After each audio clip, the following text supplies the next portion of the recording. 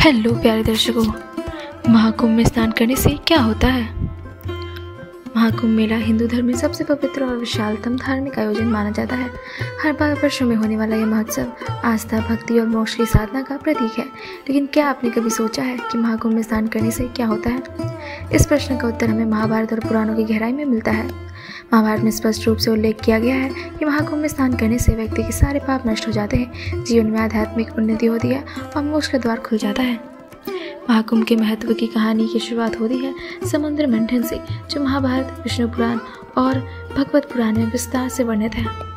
जब देवता और असुर समुद्र मंथन कर रहे थे, तब अनेक रत्नों, औषधियाँ और अन्य दिव्य वस्तुओं के साथ अमृत कलश भी प्रकट हुआ। इस अमृत को पाने के लिए देवताओं और असुर के बीच भयंकर संघर्ष छिड़ गया।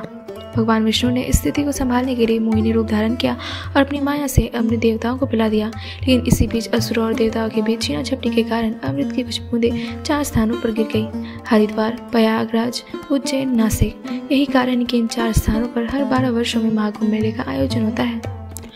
महाभारत के भीष्म पर्व में बताया गया है कि जो भी व्यक्ति कुंभ के दौरान पवित्र नदियों में स्नान करता है, वह अपने समस्त पापों से मुक्त हो जाता है।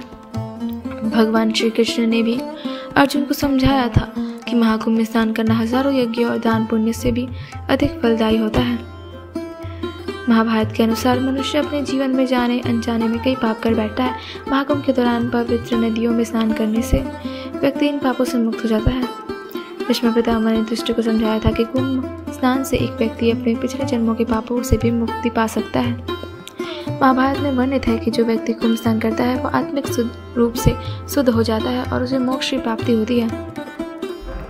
कई ऋषि मुनियों ने भी महाकुंभ में स्नान कर परम ज्ञान और मुक्ति प्राप्त की थी। महाकुंभ के दौरान ये ग्रह नक्षत्र की विशेष स्थिति बनती है, जिससे इन नदियों का जल अमृत तुल्य बन जाता है। महाभारत में वर्णित है कि कुंभ में स्नान करने से राहु, केतु, शनि और अन्य ग्रहों की अशुभता समाप्त हो जाती है। भगवान श्री कृष्ण ने अर्जुन से कहा था कि जो पुण्य अनेक वर्षों तक तीर्थों में जाकर स्नान करने से मिलता है, वही पुण्य कुंभ स्नान से एक ही बार में प्राप्त हो जाता है। महाभारत में बताया गया है कि महाकुंभ के दौरान साधु, संत और महायोगी दिव्य ऊर्जा उत्पन्न करते हैं। इस दौरान इन पवित्र नदियों में स्नान करने से व्यक्ति को आध्यात्मिक शक्ति और सकारात्मक ऊर्जा मिलती है। महाकुंभ स्नान केवल स्वयं के लिए ही नहीं, बल्कि पूर्वजों की आत्मा की शांति के लिए भी किया जाता है। युधिष्ठिर ने भीष्म पितामह से पूछा था कि क्या कुंभ स्नान से पितरों की भी लाभ मिलता है? तब भीष्म पितामह ने उत्तर दिया, जो व्यक्ति श्रद्धा से कुंभ स्नान करता है, उसके पूर्वजों को भी मोक्ष प्राप्त होता है। महाभारत और आयुर्वेद में भी कहा गया है कि कुंभ स्नान से कई शारीरिक और मानसिक रोगों से मुक्ति मिलती है। महाभारत के अनुसार जब पांडव वनवास में थे, तब उन्होंने भी प्रयागराज, हरिद्वार, उज्जैन और नासिक में स्नान कर आत्मशुद्धि की थी। महाकुंभ मेला केवल एक धार्मिक आयोजन नहीं, बल्कि एक आध्यात्मिक यात्रा है। यह हमें संयम, शक्ति और साधना का मार्ग दिखाता है। कुंभ में स्नान करने वाले भक्त केवल जल में स्नान नहीं करते, बल्कि अपने मन, आत्मा और कर्मों को भी शुद्ध करते हैं।